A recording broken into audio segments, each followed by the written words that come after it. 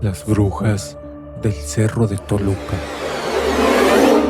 Si estás viendo esto de noche, apaga la luz y presta atención. Los viejos dicen que en Toluca, si ves 3 luces saltando en la oscuridad de un cerro, nunca las señales.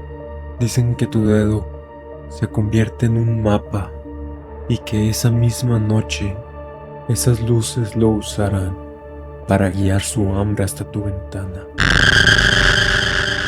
El testimonio que estás por escuchar no es una leyenda de pueblo, es la pesadilla real de un seguidor del canal. Lo llamaremos Carlos, quien cometió el error de acampar en el cerro de la Teresona, buscando paz que no encontró.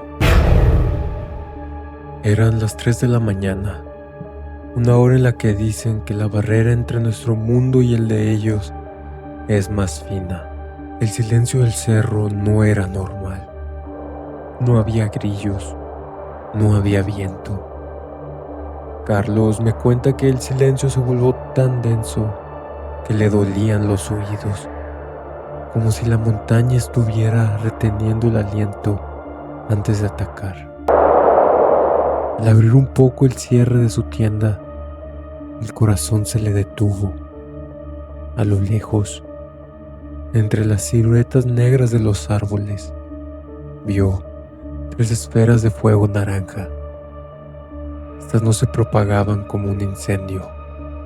Estas luces bailaban, se alejaban y se acercaban entre sí, con una inteligencia fría y maligna. Él se paralizó al instante y entonces el horror cambió de forma. Ya no era visual. Un siseo empezó a brotar de la maleza, rodeándolo. No era viento, eran murmullos, voces agudas que, entre dientes, escuchaba que pronunciaban su nombre.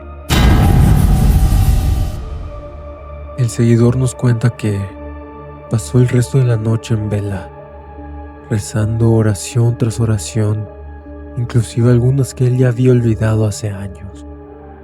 Al amanecer, cuando la luz del sol trajo una falsa sensación de seguridad, salió de la tienda y lo que encontró le heló la sangre. El campamento estaba rodeado por un círculo de ceniza. Era blanca, era perfecta, un perímetro ritual donde nada crecía. Pero el verdadero terror estaba a punto de suceder. Carlos vio que en el centro del círculo encontró el cadáver de varios animales. Nos jura que la piel de estos animales estaba intacta, ni una sola gota de sangre. Mas sin embargo, su caja torácica estaba colapsada. Al acercarse, el olor lo hizo vomitar. Azufre y carne quemada. La vaca había sido totalmente vaciada. Sus órganos internos habían desaparecido por un hueco en el vientre en el que aún humeaba. Este es el modus operandi de lo que el folclore mexicano se conoce como las brujas de fuego. No son ancianas con sombreros, son entidades que, según la leyenda local, realizan rituales atroces a medianoche, que desprenden de sus extremidades, ocultando sus piernas y brazos humanos entre la maleza, y se transforman en estas bolas ígneas. ¿Para qué? Para volar hacia comunidades y alimentarse de la mollera y la energía vital y la sangre de los recién nacidos. El seguidor nos cuenta que creyó que el error había terminado, pero cuando bajó el cerro, vio que estaba muy equivocado. El trauma real, el que te pudre por dentro, empezó a volver a su casa en la ciudad. Cada madrugada, exactamente a las 3 de la mañana, cuando el mundo duerme, él no podía creer lo que sentía. Sentía algo pesado caer en su techo. El techo de concreto vibraba. No era un gato, ni siquiera era una ave. Era el sonido de algo arrastrándose. Era el sonido de uñas largas raspando el cemento. Siempre al transcurrir 3 minutos exactos, después de los rasguños, empezaba a escuchar pasos. Imitaban a los de un humano, pero que se sentían deformes. Una noche Carlos, consumido por la falta de sueño y la locura, se armó de valor, tomó una linterna vieja y la apuntó hacia su ventana. La luz parpadeaba, negándose a iluminar completamente, pero fue suficiente. El marco exterior del vidrio quedó grabada una huella de ceniza. La mano que se formó ni siquiera se puede considerar una mano humana.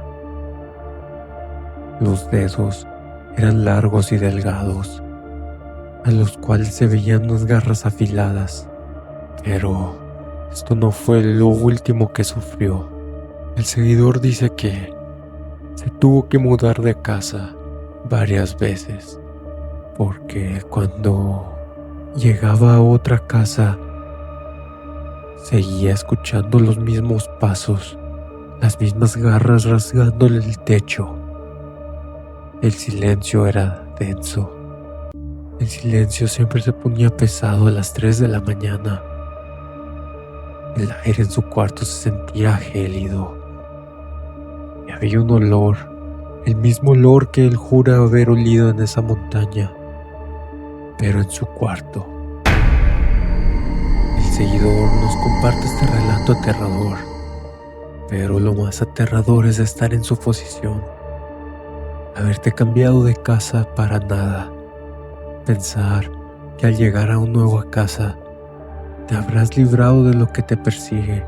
El seguidor nos deja un último mensaje. Nos dice que ha compartido este relato para que entiendan que hay cosas en los cerros que no deben de ser molestadas. Y ahora te toca a ti. Y mientras escuchabas esto, has escuchado un silbido en tu techo o un rascado suave en tu ventana, apaga la pantalla y no mires atrás, porque ya es demasiado tarde para rezar.